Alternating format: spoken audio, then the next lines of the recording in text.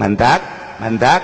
Lamun urang nyaritakeun ayat wailul lil mutaffifin alladzina idza iktalu 'alan nasi yastawfun, ketika jelema ngurangan timbangan, ngurangan meteran, ngurangan ukuran, ieu disiksa bakalna.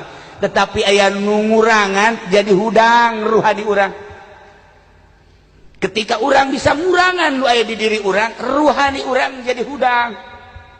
Lantaran ieu urang hirup awak mah gan sakadar dibere dahar, dibere nginum sare, hae kubur selesai. Tetapi hirup urang nu asli mah ruhani. Wa nafakhtu fihi min ruhi cek Gusti Allah.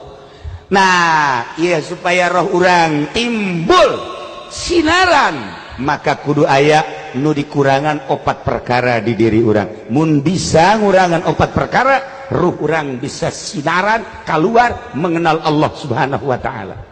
4 perkara nu kudu dikurangan. Hiji, ngurangan dahar jeung nginum.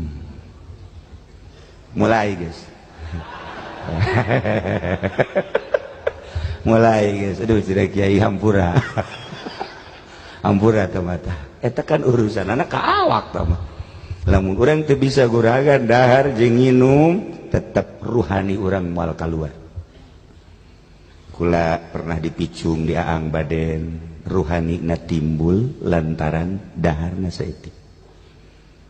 Abuya Cadasari demantak ruhani na timbul daharna saeutik. Kaji Pendi nu mantak ruhna terkubur daharna. Lain tergantung awak mah eta pemberian ti Allah. Aya jelema awakna lintung tapi daharna leutik, aya jelema kuruk tapi dahar ya Allah. Ya Allah, tukang ragaji eleh. Beda.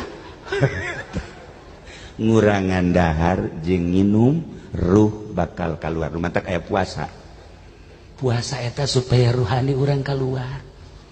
Cenah kamari kami jah puasa sabulan roh urang teu kaluar, atuh teh mah pindah dahar doang.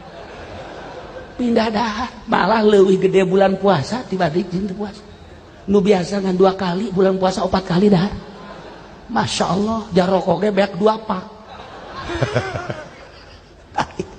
Nomor kahiji, ngurangan dahar jeung nginum, ruhani urang bakal kaluar.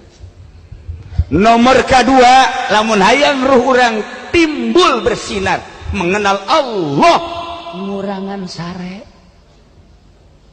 Ngurangan sare. Duh, cenah kieu mending gesan bae ngaji. Teu kaharti bagus kieu. Atuh urang mengurangan sare hese jasa. Boro-boro di imah keur ngaji ge hees.